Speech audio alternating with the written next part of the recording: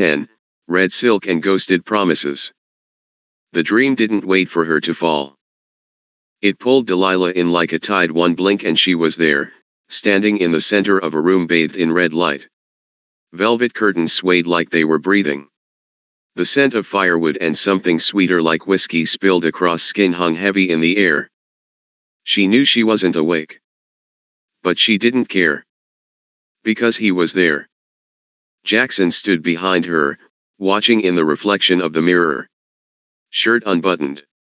His bruises were gone. But his eyes still looked like storms ready to drown anyone who got close. "I thought you weren't real," she whispered, voice catching.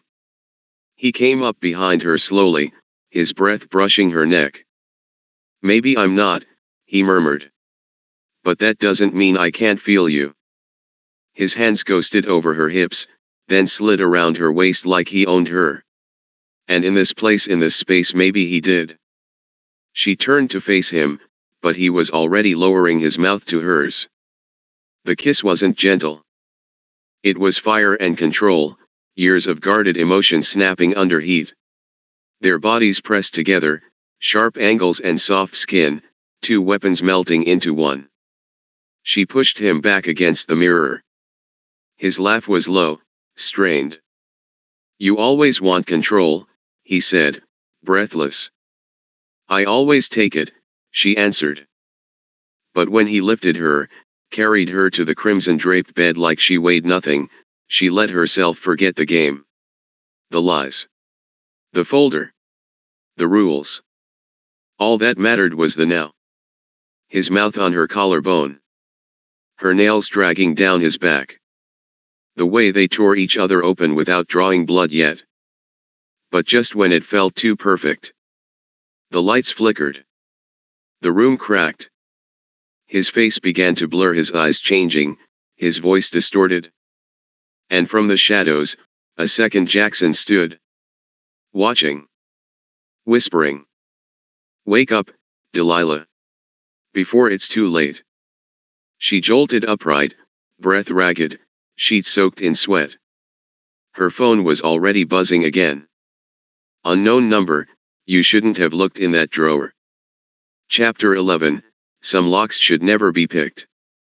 "You shouldn't have looked in that drawer." Delilah stared at the screen like it had teeth. The text blurred at the edges. Her heart was still pounding from the dream, Jackson's body over hers, the second version of him whispering from the dark. Her body ached with memory, but her mind screamed, none of this is normal. She dialed him. Straight to voicemail. Twice. She threw on black jeans, boots, the leather jacket with the blade stitched inside the lining. If this was a trap, she'd spring it on her terms. Jackson's penthouse was quiet. Too quiet. Delilah let herself in. The key still worked. Mistake number 1. The lights were off. The city outside flickered behind the glass walls, casting long shadows over polished marble floors. She found him in his office, seated at his desk like nothing had happened. Calm. Clean. Untouched by the dream she couldn't forget. "You texted me," she said sharply. "So talk." Jackson looked up slowly, his gaze unreadable. "I didn't text you." She laughed once, bitter and low, tossing her phone onto the desk. "That your idea of gaslighting?" Cute. He picked up the phone, stared at the message. Then frowned. "Delilah, this number isn't mine. Look." He handed it back.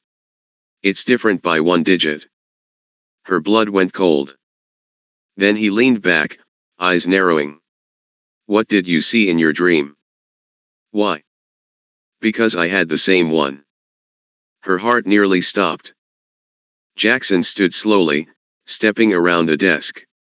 "You were in my arms. In my bed.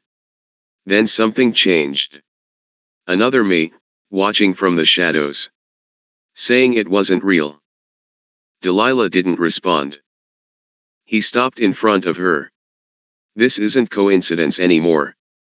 "I don't believe in fate," she said. Neither do I, he murmured. But I believe in design. And someone's been designing this from the start. Then he reached behind her, opened the drawer she once picked. Inside wasn't the folder. It was a single photo.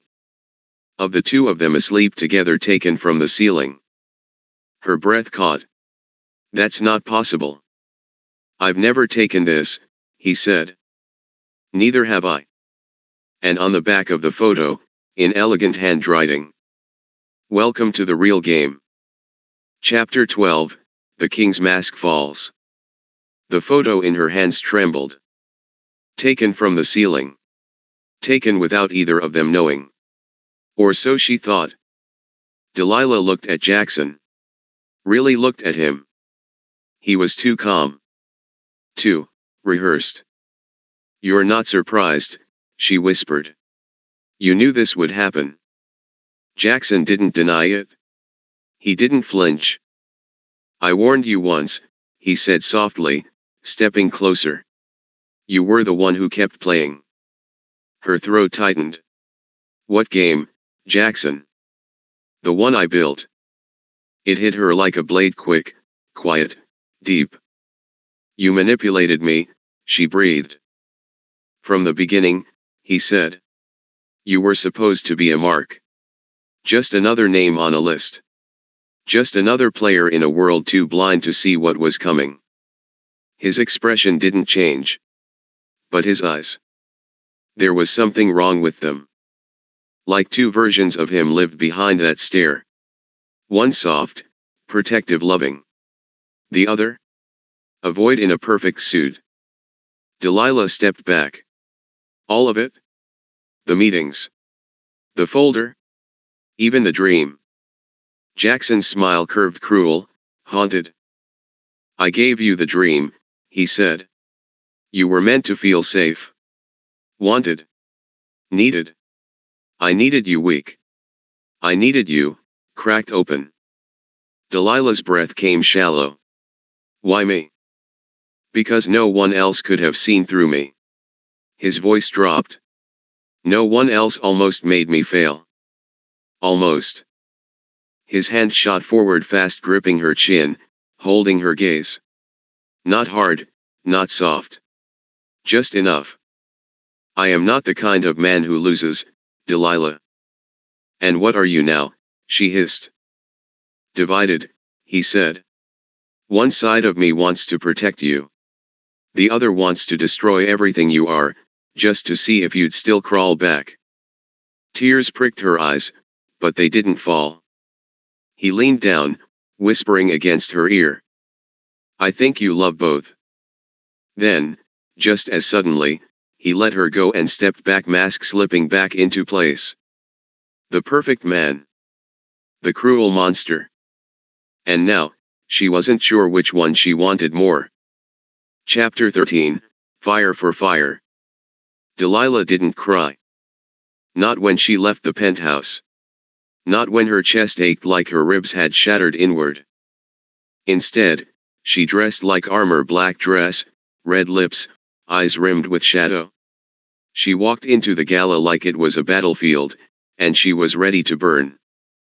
And when she saw Jackson across the room standing beside his silent investors, all charm and silence, she didn't blink.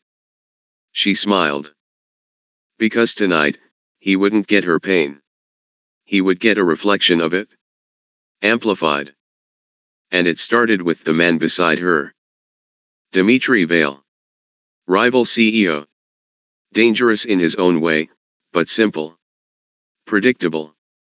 And most importantly, very interested. When his hand slid low on her back, she let it stay. When he leaned in too close, she leaned closer. When his mouth hovered over her cheek, she turned just enough for their lips to brush. The room didn't fall silent. But Jackson did. She didn't need to look. She felt it. His gaze cutting through velvet and crystal like a dagger in silk. You're not afraid of being watched? Dimitri murmured. Delilah's laugh was light, careless. Let them. He didn't know the war he'd just stepped into. But that wasn't her concern. She pulled Dmitri toward the dark hallway just off the ballroom, pressing him against the wall like she didn't care who saw. But he saw. Jackson. At the end of the corridor. Still. Silent. Eyes burning like a fuse had been lit in his spine. Delilah's mouth brushed Dimitri's jaw, but her eyes never left Jackson's. Her heart beat loud, louder, a drum of anger and satisfaction and ruin. Let him see her like this. Let him break the way he broke her. She smiled over Dimitri's shoulder and whispered just loud enough for him to hear. Does it hurt, Jackson? He didn't answer.